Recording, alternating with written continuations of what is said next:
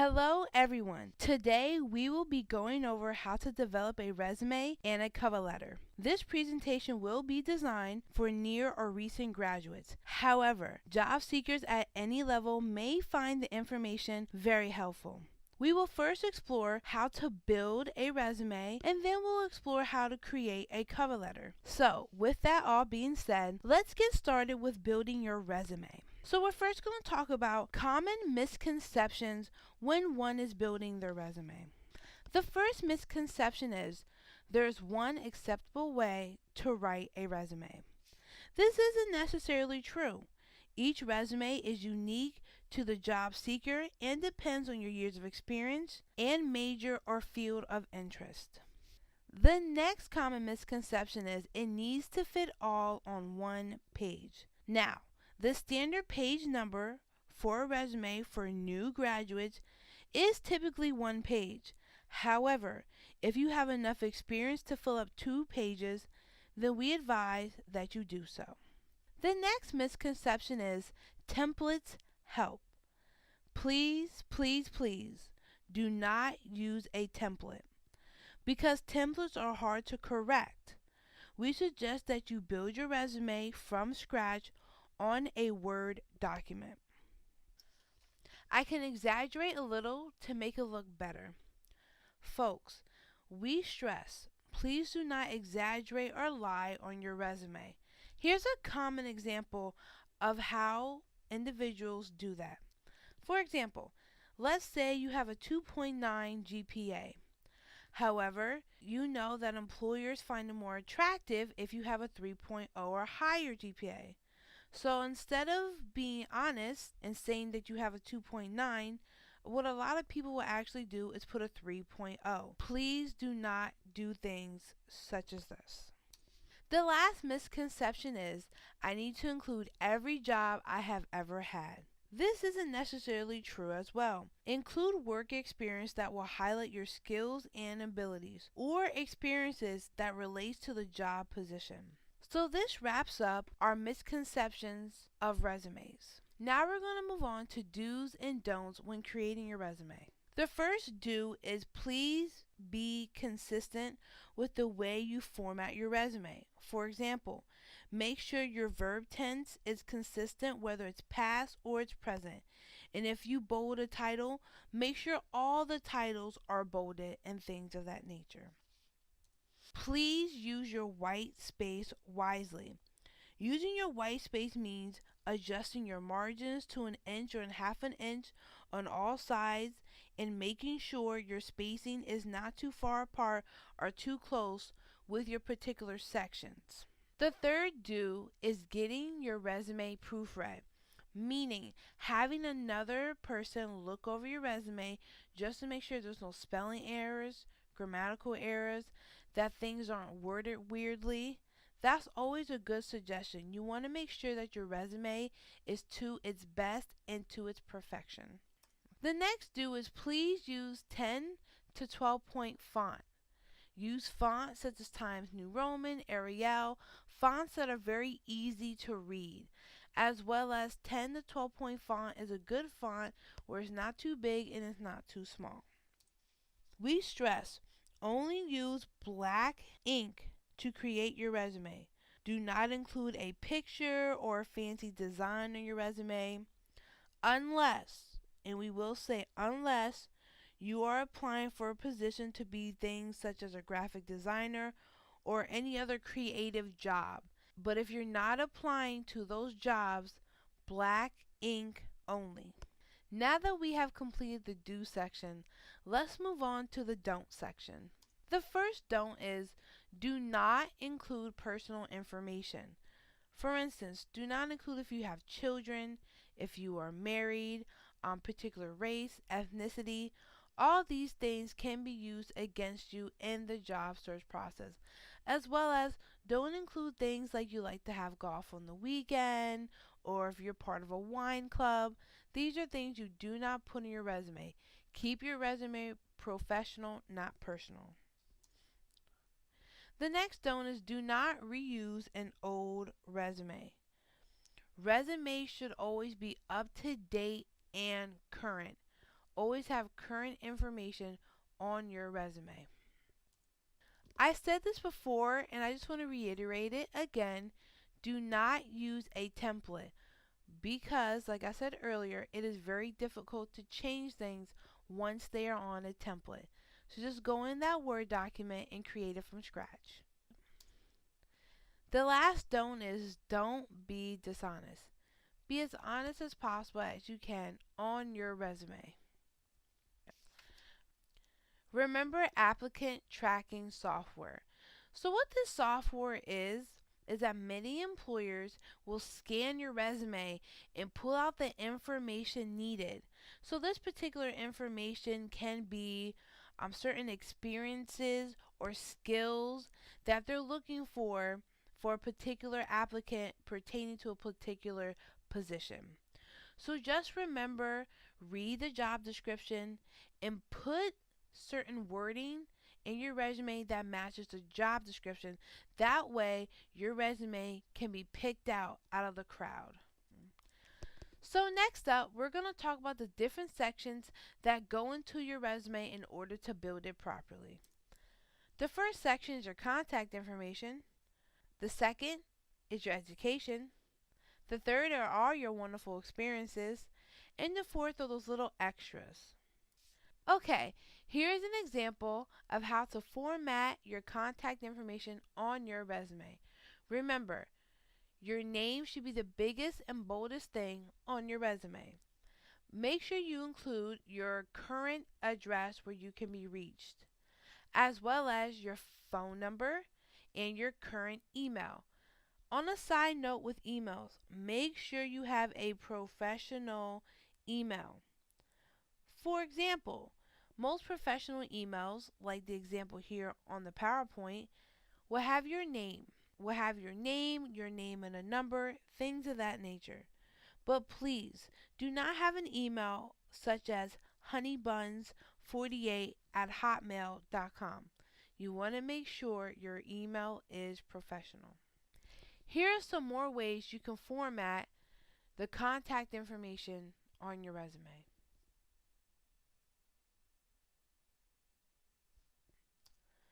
Next up is your education section. Include the college or university you are currently attending and other institutions if you have graduated from that institution and obtained a degree. Then add your degree type, for example, Bachelor's of Science in Marketing or Bachelor's of Arts in Sociology. GPA can only be included if you have a 3.0 or higher. Also, put down things such as Dean's List or scholarships in this section if you receive them. And expected graduation date should be on the far right of your resume, just like here on the screen. Here's another example.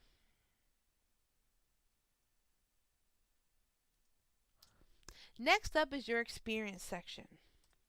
All experience is experience, and all experience is good experience and can be used on your resume. For example, work experience, related experience, internships, leadership, volunteer, all these things can be put on your resume. Remember, transferable skills are your friend. Yes. So, some of you may be asking, what are transferable skills? Transferable skills are skills you have developed at one job and can be used in another job. For instance, filing documents, learning how to multitask, things of that nature. Design your format according to what you have to offer. Make sure you show employers what you have to offer by highlighting what skills you have that they need. So here is an example of a work experience section on a resume. And here is an example of the extras section. I don't know if you remember, but I talked about on a resume you have a section called extras. Extras are things like community service, activities such as clubs and organizations. These are things that can be added within your resume. And here is that example. How to write a descriptive bullet point. So what are descriptive points? These are short statements that describe the work you did while you were employed.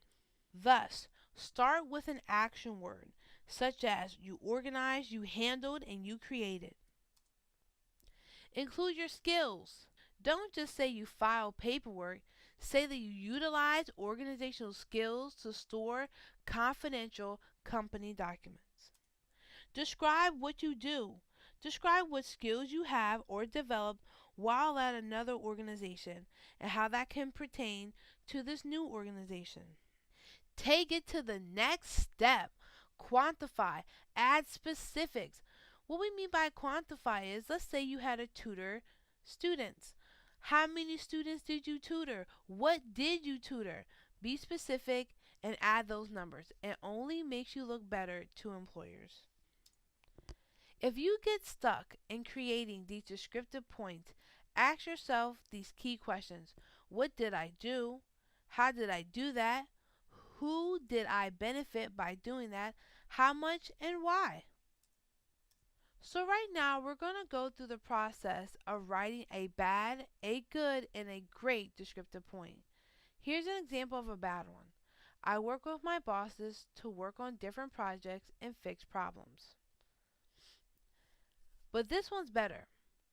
Work with managers to create project plans and create solutions to common problems. Now, never use I statements when creating your descriptive points. Always start with that action word like I said before. And here's a great one.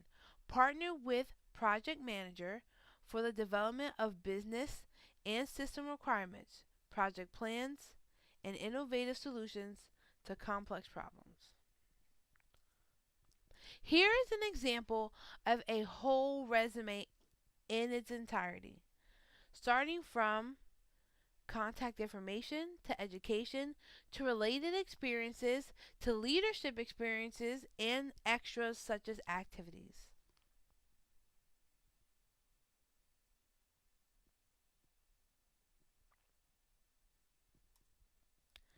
Let's get started on creating our cover letter. We're going to go over technical information and general information in order to assist you in creating these cover letters. First up, keep it to one page, 3 to 4 paragraphs max, and 3 to 4 paragraphs is adequate. Use the job description.